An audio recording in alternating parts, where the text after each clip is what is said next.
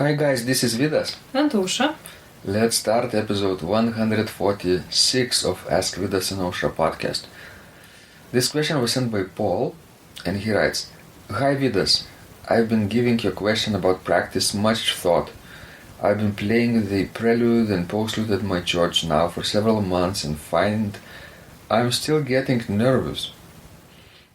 I usually choose a hymn for the Prelude and probably practice them 50 plus times before I actually play, because if my nerves get in my way or I start to lose my place in the music, my hands will keep playing until I find myself.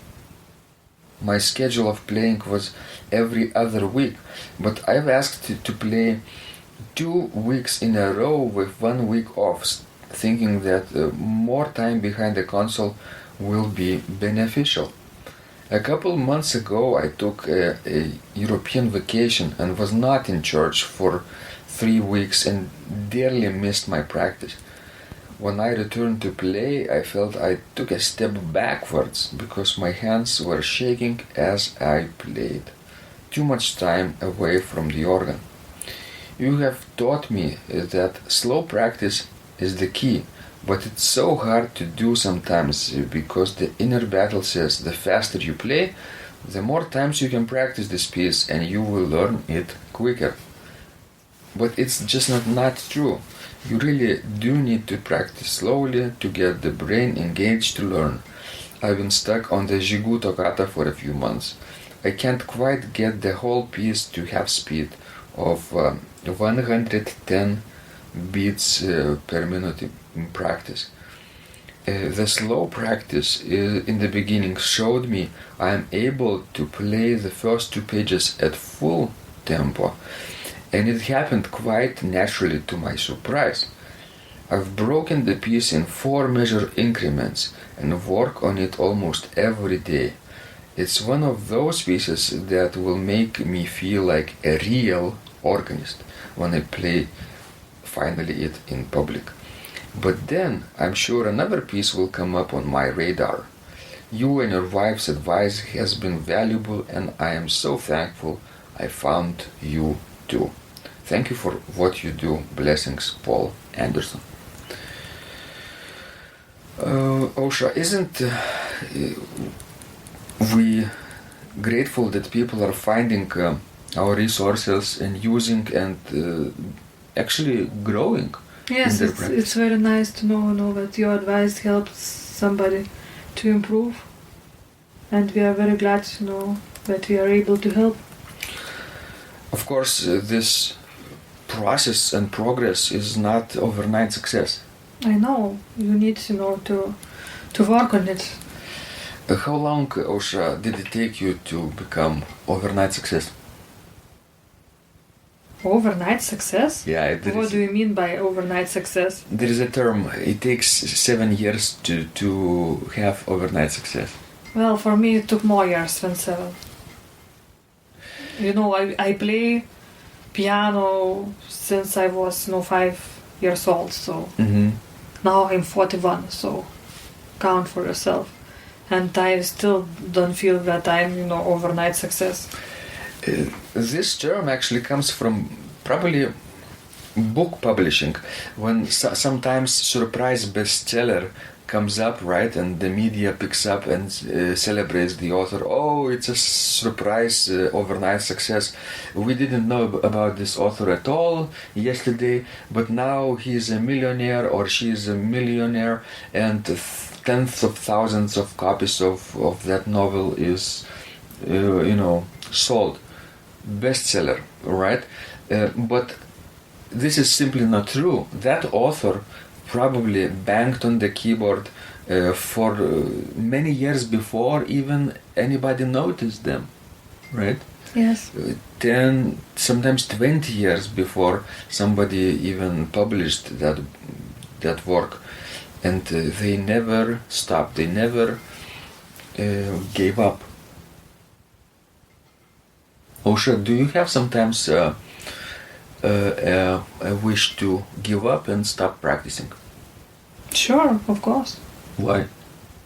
Well, Sometimes even I get depressed as anybody else. That's life. What are you frustrated about in those moments? Well, many things. Sometimes I just feel tired, and have health issues, and sometimes, I don't have time for anything, else. And I won't give up practicing because, sometimes I feel that I'm not living other things, that I have to live and to do. Because I'm spending too much time on the organ. So there are different thoughts and different reasons. As I believe other people have as well. Isn't organ practice for you like an escape from troubles of the day? Yes, many times it is, but not always. When the reality hits, when you have a deadline to cope with and you have to prepare the recital, it's not a hobby anymore, right? You're a professional. I know. So I guess it's good to set the professional mindset for yourself, because then you feel all the motivation in the world to practice. You will feel responsible, and just like Paul writes, you could probably practice those hymns and preludes 50 plus times, and it's not even enough probably. I know, and when he writes that the faster you play, the more times you can play them. That's an incorrect way. Actually, it's better to play them fewer times, but to play them slowly and to play them correctly. Than, let's say, to play it 100 times, but fast and with mistakes. I have to be very honest here and tell everybody that I have the same feeling that Paul does. All the time.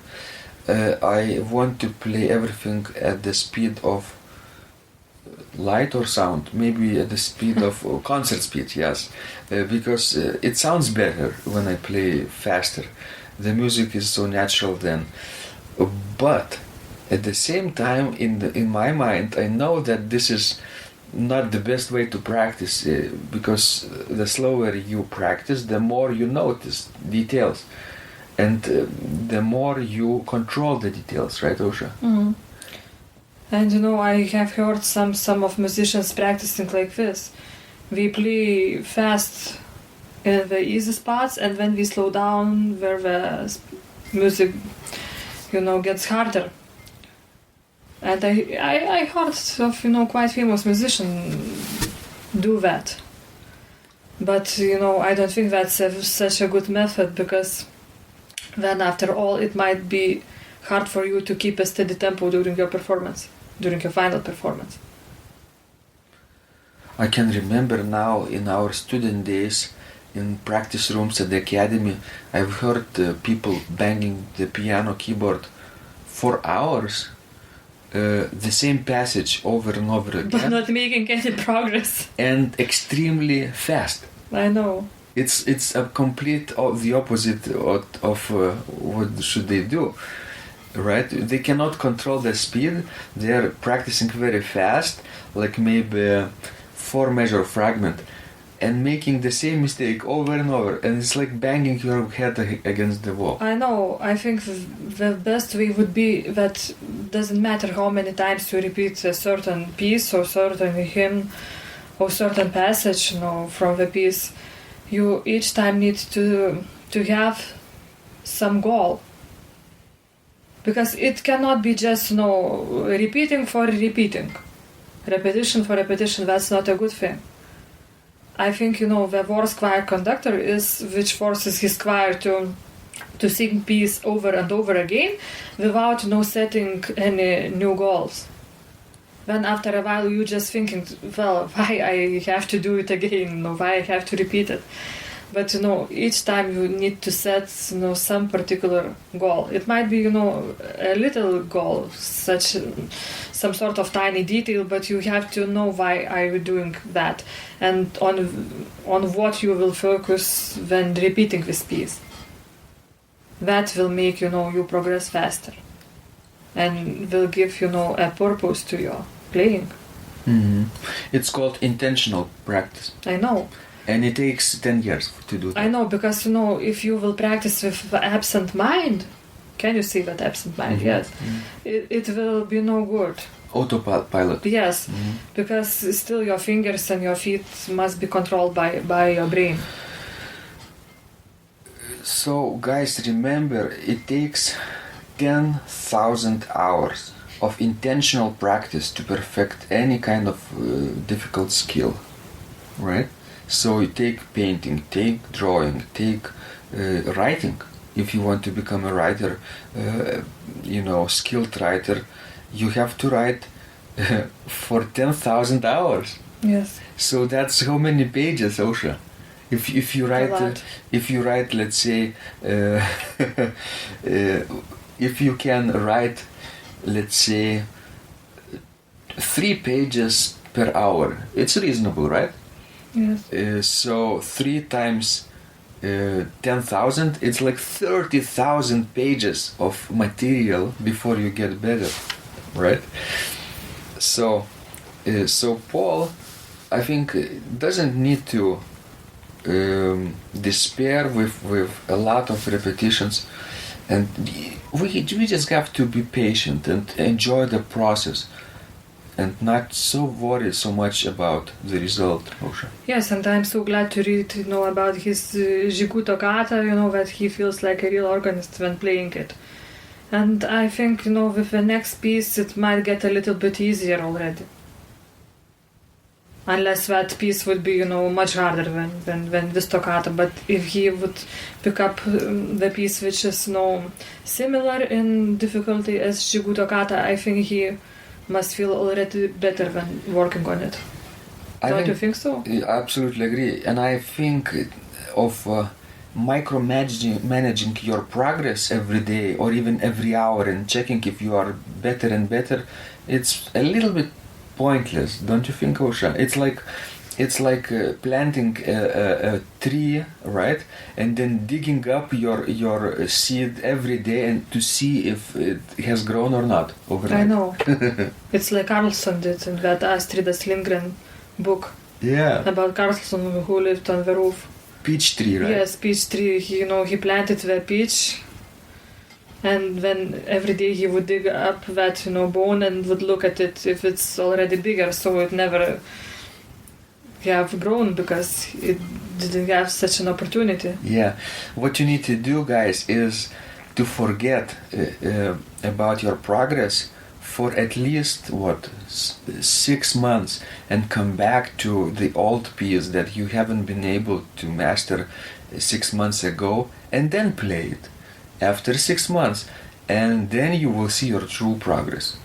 I know, it's just like teaching, my students the harmony. At the 10th grade when we started and when at the 12th grade we finished it. So at 10th graders it seems so hard, everything that I teach, it's such a nightmare. And if you would look at the 11th graders or 12th graders, what we think about the harmony that we had in the 10th grade, we just makes them, laugh. Uh-huh. Oh, it was so easy. Wait until you get to, 12th grade, then it will be really hard. So that's the same with organ practice. Even teenagers can understand that. I know, yes. Mm-hmm. So adults, and especially motivated adults, I think, have the mental capacity to understand the value of intentional practice, but without any rush, right? You have all the time in the world that you need. Some of us will live longer, some of us will live shorter. It doesn't matter, actually. What matters is that we sit down on the organ bench every single day, just maybe for 15 minutes or even more. But if you take like European vacation, as Paul did, don't feel guilty that you haven't practiced for that time. Exactly. We need to have vacations too.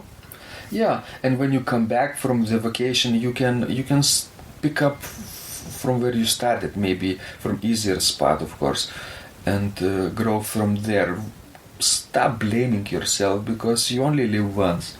That's true. Thank you guys, this was Vidas. And Usha. And remember, when you practice, Miracles happen.